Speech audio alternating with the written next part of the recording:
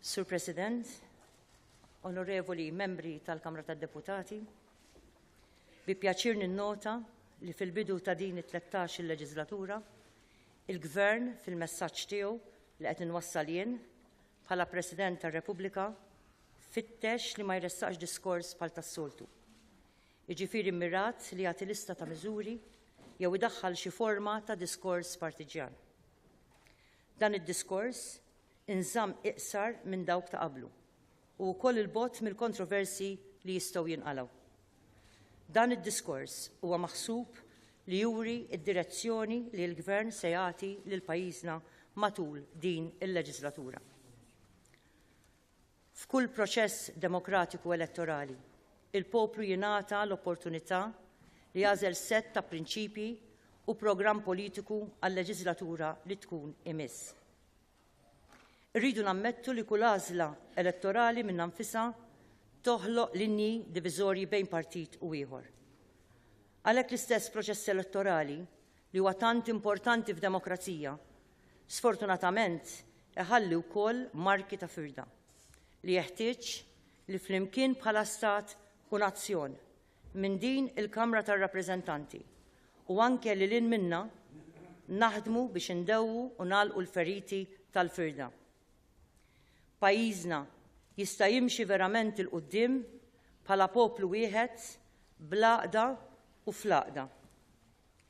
L-għażla li saret mill-poplu tagħna nhar it-3 ta' Ġunju 2017 għandha tkun irrispettata. Daqstant ieħor għandha tkun irrispettata il-vuċi ta' dawk li jażlu programm ta' ħidma differenti għal dak li ppreżenta l-Gvern. Hekk jixraq jekk tassew nozzu id-demokrazija. F'pajjiżna popolazzjoni ta' ftit inqas minn 900,000 ruħ ma nistgħux ninfirdu bejn kuluri, jew jekk aħniex Maltin jew Awċin, jew jekk aħniex min-naħa ta' fuq jew min-naħa ta' isfel ta' Malta, jew jekk aħniex ġejjin minn familji sinjuri jew foqra. Irridu nammettu li fostna jeżistu realtajiet differenti. Jeħtieġ għalhekk li l-Gvern u l-Oppożizzjoni jarfu jaħdmu flimkien biex jindirizzaw dawn ir-realtajiet differenti filwaqt li titkompla wkoll id-diskussjoni politika li pajjiżna jeħtieġ. Għax hekk titlob id-demokrazija. Id-demokrazija tisħaq ukoll li diskorsna ikun rispettuż u dinjituż. L-insulti u t-tajjir ma jagħmlux ġieħ lill-politiċi. Iżda il-politiċi jridu jkunu huma stess li jagħtu r-rispett u d-dinjità lil xulxin biex il-poplu jsegwi. Għax l-eżempju ikaxkar. Għalhekk l-ewwel prijorità tal-Gvern għandha tkun li jħares l-għaqda u jaħdem biex jaqqat lil pajjiżna wara ġimgħat ta' kampanja elettorali intensiva u wara xhur sħaħ ta' dibattitu qalil u ħafna drabi anke distruttiv. Ma nistennewx li dan il-proċess biex ninaqdu se jkun proċess ta' ftit jiem jew ftit ġimgħat. Neħtieġu bidla fil-kultura ta' pajjiżna u fil-mentalità tagħna bħala poplu. Bidla li ma tiddependix biss mill-partit fil-Gvern u dak fl-Oppożizzjoni, iżda hemm bżonn l-isforzi ta' kull wieħed waħda minnha fil-pajjiż, inkluż il-mezzi tax-xantir, is-soċjetà ċivili u kull min għandu xi forma ta' influwenza fil-komunitajiet u fis-soċjetà tagħna. Min issa l-quddiem ejjew niftehmu li kull ġurnata għandha tkun ġurnata ta' fejqan. Dan il-proċess għandu jservi ta' xprun fit-tisjieħ tad-demokrazija tagħna li wassalna wkoll biex matul din il-leġislatura jibda l-proċess li għandu jwassal għal konvenzjoni kostituzzjonali. Konvenzjoni kostituzzjonali li għandu jkollha lan li timmodernizza l-istituzzjonijiet nazzjonali biex ikunu aktar aċċessibbli u kontabbli lejn il-poplu. Imma fuq kollox, il-konvenzjoni għandu jkollha lan li bil-bidliet li tipproponi taqqat lill-poplu tagħna. It-tiġdid kostituzzjonali biex titwielet it-tieni Repubblika imsejsa fuq l-għaqda nazzjonali għandha tkun parti mill-legat ta' din il-leġislatura. F'dan il-punt hija t-tama tiegħi u ta' dan il-Gvern li t-tiġdid kostituzzjonali ikun opportunità ta' spazju u proċess parteċipattiv fejn is-soċjetà tagħna tkun ċentrali fit-tisjed tad-demokrazija b'risq l-għaqda ta' bejnietna. Dan il-Gvern jemmen li l-Kostituzzjoni l-ġdida tista' tkun l-għodda li taqqat lil pajjiżna u tippreparah għall-isfidi tal-ġejjieni. Pajjiżna fl-aħħar snin għamel avvanzi ekonomiċi pożittivi u sinifikanti.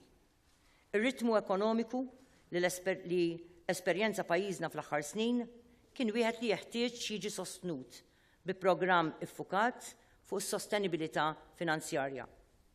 Ritmu ekonomiku li ħoloq sitwazzjoni ta' surplus fil-finanzi pubbliċi u fl-istess ħin intuża l-ġid komuni li nħoloq biex jilħaq setturi tal-popolazzjoni l-aktar għandhom bżonn. Il-mira tal-Gvern se tibqa' li l-ġid nazzjonali jibqa' jisboq il-medja Ewropea biex bħala Maltin ngħixu bħal u anke aħjar minn ċittadini f'pajjiżi Ewropej oħra.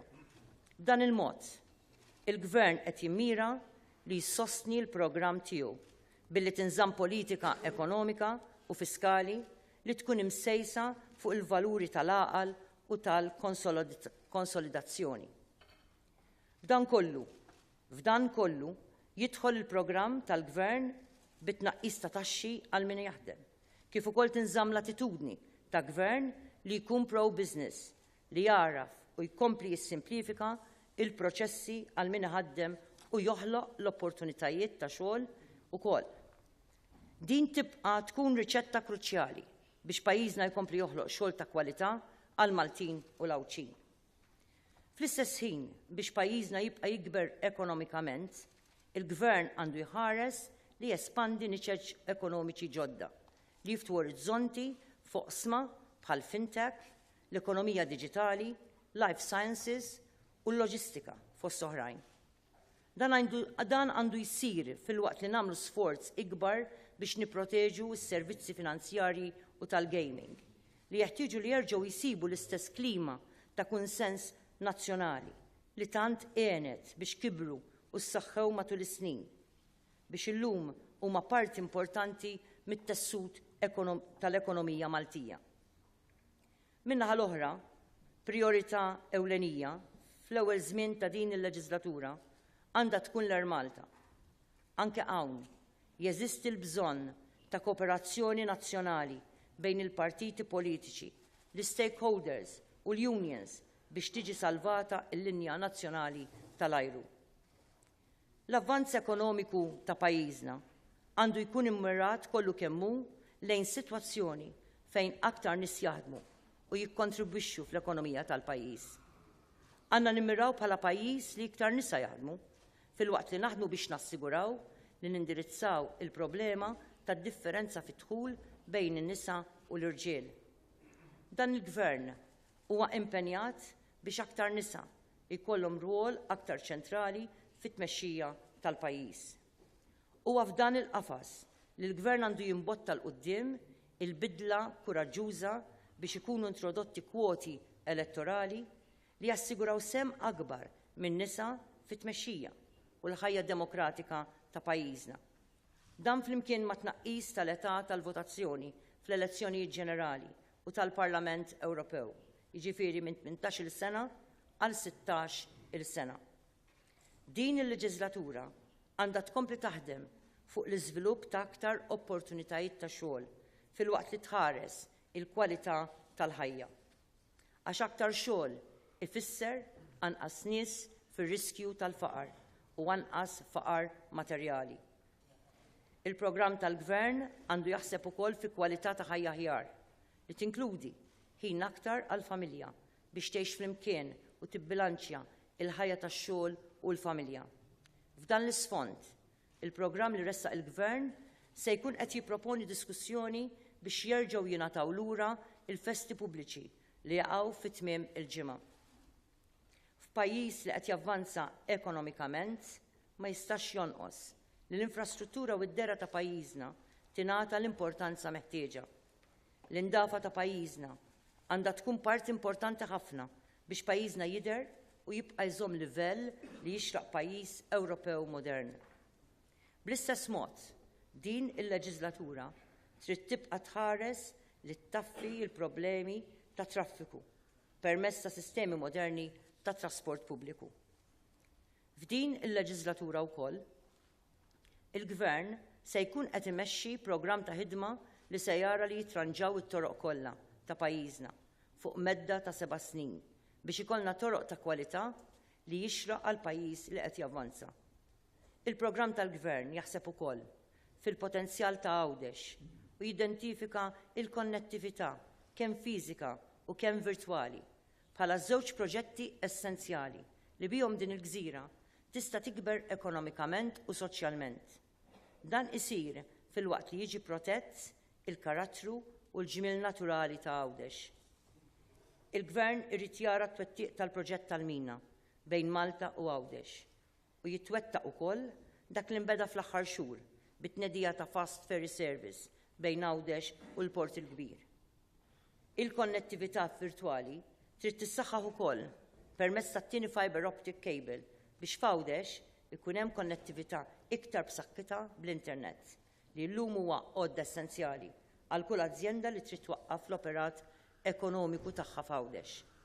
Dan kollu jkun maħsub biex permezz ta' skemi li jinsabu fil-programm tal-Gvern jattiraw aktar xogħol li Għawdex.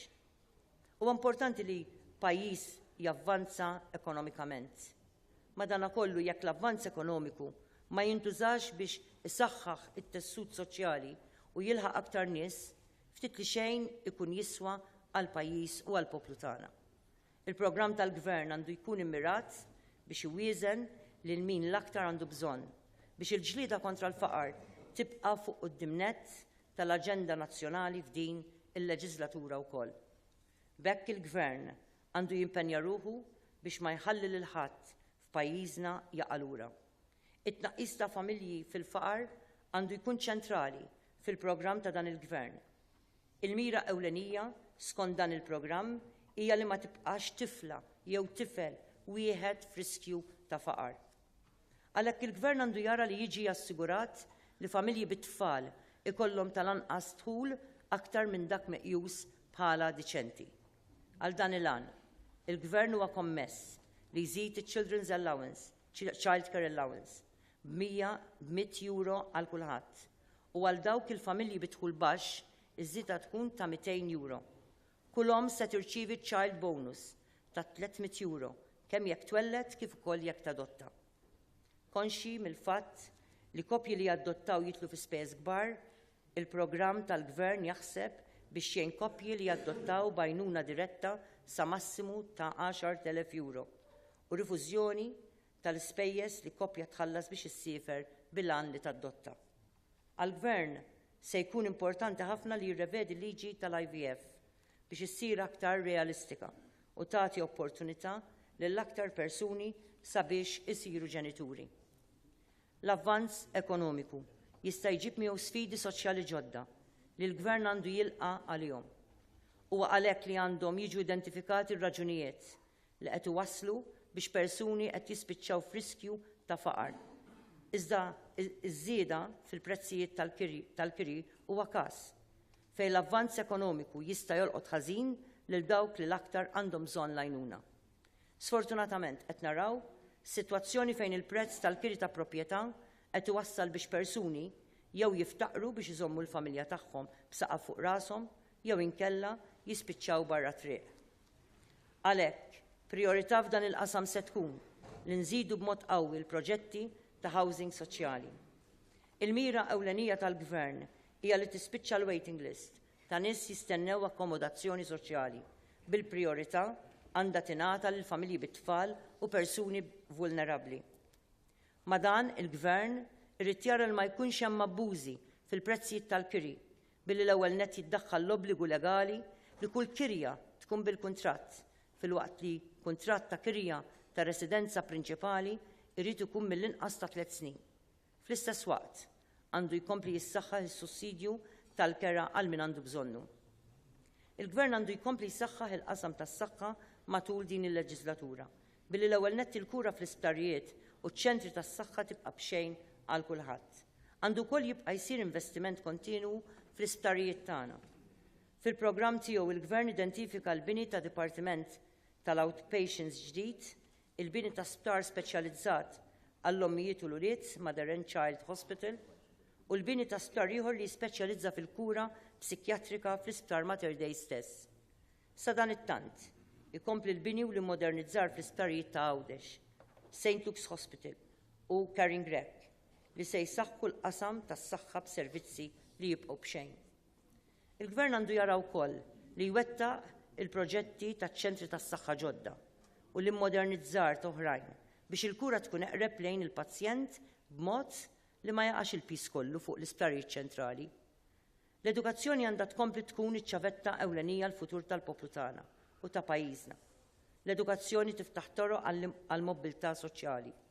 Kull gvern ta' importanza kbira lill-edukazzjoni. B'hekk l-edukazzjoni għandha tibqa' l-barra mill-politika partiġjana biex pajjiżna jkompli jimxi l quddiem b'qabża oħra ta' kwalità f'dan il-qasam. Bilan ukoll li titnaqqas ir-rata ta' tfal li joħorġu mis-sistema obbligatorja mingħajr il-ħiliet meħtieġa għal dan is-seklu. Aspett li fil-qafas tal-ħajja edukattiva tal-lum għandna nagħtuhom importanza huwa kif se jitnaqqas l-istress minn fuq it-tfal biex l-edukazzjoni tkun esperjenza pożittiva u vjaġġ li jqajjem is-sens ta' kurżità għall-erf u l-informazzjoni. F'dan kollu, l-edukaturi tagħna u l-kundizzjonijiet li jaħdmu fihom huma kruċjali. B'hekk il-Gvern se jibda proċess li għandu jwassal biex il-pagi u s-salarji tal-għalliema fil-gradi kollha jerġgħu jiżdiedu.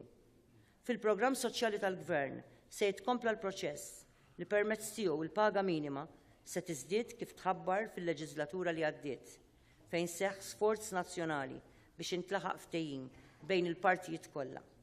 Dan l-isforz li seħħ b'suċċess huwa mudell ta' kif għandhom jitmexxew l-affarijiet f'pajjiżna. Sa dan it-tant, il-pensjonijiet għall-anzjani tagħna għandhom ikomplu jissaħħu. Il-persuni b'diżabilità se jkunu wkoll imħarsa fil-programm tal-Gvern permezz ta' miżuri speċifiċi maħsuba biex iktar persuni b'diżabilità jaħdmu fil-waqt li jgħixu b'mod indipendenti fil-komunità u anke jiġu mejjuna biex isiru s-sidien ta' djarhom stess. Il-kwalità tal-ħajja titkejjel ukoll mill-kwalità tal-ambjent li ngħixu fih. Il-programm tal-Gvern jaħseb biex idaħħal il-protezzjoni tal-ambjent li jinkludi l-ħarsien tal-ispazji pubbliċi, id-dritt ta' arja nadifa, s-saħħa ambjentali kif ukoll id-dritt tal-azzjoni favur l-ambjent fil-Kostituzzjoni ta' pajjiżna. F'dan l-ispirtu, il-Gvern għandu jara li l-protezzjoni tal-ambjent tingħata pis f'kull deċiżjoni maġġuri tal-Gvern. It-twaqqif ta' qorti tal-ambjent u s-saħħa li se jingħata ċ-ċittadin biex jiġu ppreservati siti li jaqgħu f'postijiet ta' dominju pubbliku għandhom jagħtu poter ikbar lill-poplu biex jitħares l-ambjent ta' pajjiżna. Din il-leġislatura trid tibqa' tindirizza wkoll b'importanza kbira il-qasam delikat tal-immaniġjar tal-iskart li hija sfida nazzjonali serja.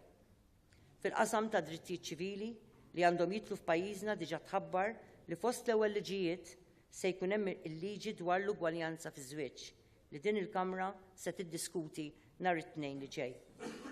Riformi oħra li se jitwettqu f'din il-leġislatura se jkunu immirati biex permezz tagħhom is-soċjetà tissaħħaħ għax l-Istat se jħares id-dinjità ta' dawk l-aktar vulnerabbli billi jiġġieled kontra l-għerq tal-problemi soċjali u mhux kontra l-vittmi. Pajjiżna jeħtieġ li jkompli jagħmel qabża ta' kwalità f'kull qasam. Huwa għalhekk ukoll li l-Gvern din il-leġislatura jrid ikompli jsaħħaħ l-istituzzjonijiet u l-istrutturi li huma l-pilastri li fuqhom hija mibnija id-demokrazija tagħna. Il-programm tal-Gvern jitkellem ukoll dwar it-tisħiħ u t-tiġdid ta' din il-Kamra tar-Rappreżentanti fejn irid ikompli l-programm ta' riformi parlamentari taħt il-gwida tal-Speaker. Hemm diskussjonijiet profondi li jeħtieġ isiru fosthom dwar il-possibilità li deputati parlamentari eletti jingħataw l-għażla li jsiru full-time.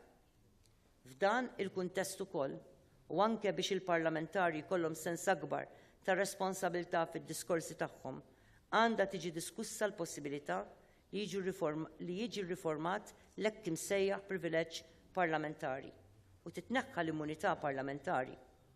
Dawn huma riformi li għandhom jitmexxew mill-uffiċċju tal-Speaker. Riforma oħra maħsuba biex isaħħaħ il-prinċipji ta' kontabilità u meritokrazija hija dħul ta' liġi li tara li ambaxxaturi u persuni li okkupaw karigi ewlenin f'awtoritajiet regolatorji jitpoġġew taħt skrutinju parlamentari. Matul l-aħħar 6 xhur, Malta mexxiet il-Presidenza tal-Unjoni Ewropea b'mod dinjituż.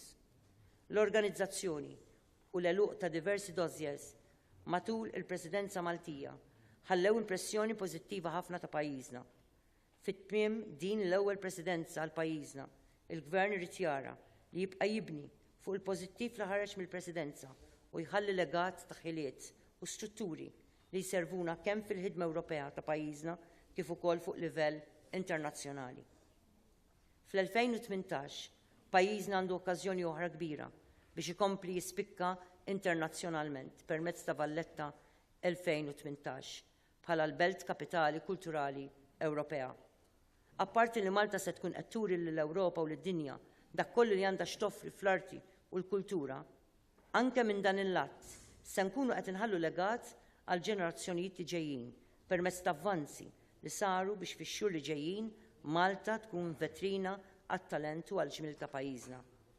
Il-Gvern huwa impenjat li jwettaq dan il-programm kollu f'kuntest ta' għaqda nazzjonali fejn jaf li mhux se jkun qed jilħaq kompromess fuq kollox, iżda għandu jsir sforz kollettiv biex kulħadd jiġi rrispettat. Dawn il-bidliet kollha jridu jitpoġġew fil-qafas ta' statut ġdid tal-pajjiżna bit-twelid tat-tieni Repubblika. Kostituzzjoni ta' Malta ġdida għandha tkun aġġornata u tirrifletti mhux biss iż-żminijiet tal-lum, iżda wkoll tantiċipa l-futur. Ir-riformi kostituzzjonali huma mumenti ta' għaqda nazzjonali, mumenti ta' maturità, ta' poplu li jola il-fuq minn dak li jifirdu u jitanna ma' dak kollu li jaqdu. Huwa bekk li dan il-programm li qed jippreżenta l-Gvern għandu jħalli mhux biss riżultati konkreti li jħosshom kulħadd fl-oqsma ekonomiċi, finanzjarji u soċjali, iżda wkoll għandu jħalli legat ġdid u dejjemi permezz tal-ogħla liġi ta' Malta li għandha sservi lil pajjiżna għal ġenerazzjonijiet li ġejjin. Nirringrazzjakom.